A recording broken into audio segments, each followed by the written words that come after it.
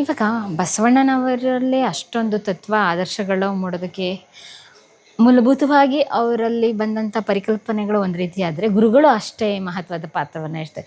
ಹೇಗೆಲ್ಲ ಕಲಿಸ್ಕೊಡ್ತಿದ್ರು ಗುರುಗಳು ಅಂತ ಹೇಳಿದರೆ? ಜಾತವೇದ ಮುನಿಶಿವಾಚಾರ್ಯರು ಏನಿದ್ದಾರೆ ಅಂದರೆ ನಾವು ಇವಾಗ ಹಳೆಯ ಕಾಲದಲ್ಲಿ ಯಾವ ರೀತಿ ಇತ್ತು ಅಂತ ಹೇಳಿದಾಗ ಒಂದು ಗುರುಕುಲ ವ್ಯವಸ್ಥೆಗೆ ಹೋಗಿ ಕಲಿತಾ ಇದ್ರು, ಅದೇ ರೀತಿಯಾಗಿನ? ಹೌದು, ಇಲ್ಲಿ ಕೂಡ ಏನಾಗಿದೆ ಅಂತಂತಂದ್ರೆ ವಿಶೇಷವಾಗಿ ಗುರುಕುಲವನ್ನ ನಾವು ಇಲ್ಲಿ ಗುರುತಿಸದೇ ಹೋದ್ರು ಬಸವಣ್ಣನವರ ಏನು ಜನ್ಮ ತಾಳ್ತಾರೋ ಅವಾಗ ಇದೇ ಈಶಾನ್ಯ ಗುರುಗಳು ಬಸವೇಶ್ವರರಿಗೆ ಲಿಂಗವನ್ನ ಕಟ್ಟಿರುವಂತ ಒಂದು ಪ್ರತೀತಿಯನ್ನ ನಾವು ಕಾಣ್ತೇವೆ. ಹೌದಾ?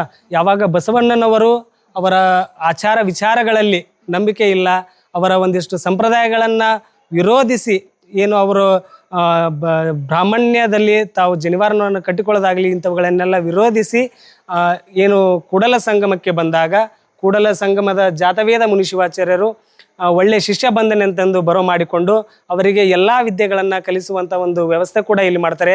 ಅವರ ಜೊತೆಗೆ ಚನ್ನಬಸವಣ್ಣ ಆಗಲಿ ಅವರ ಅಕ್ಕರಾದಂತಹ ಅಕ್ಕ ನಾಗಲಾಂಬಿಕೆಯೂ ಕೂಡ ಈ ಭಾಗದಲ್ಲಿ ಅವರಿಗೆ ಒಳ್ಳೆಯ ವಿದ್ಯೆಯನ್ನು ಕೊಟ್ಟು ಅವರಿಗೆ ಸುಸಂಸ್ಕೃತನನ್ನಾಗಿ ಮಾಡಿರುವಂಥ ಒಂದು ಚಾರಿತ್ರೆಯನ್ನು ನಾವು ನೋಡ್ಬೋದು. ಒಟ್ಟಾರೆಯಾಗಿ ನಾವು ಇಲ್ಲಿ ಬಂದಂಥವರೆಲ್ಲರೂ ಕೂಡ ಈ ಗದ್ದುಗೆಗೆ ಒಂದ್ಸಲ ಭೇಟಿ ಮಾಡಿ ದರ್ಶನ ಮಾಡ್ತಾರೆ.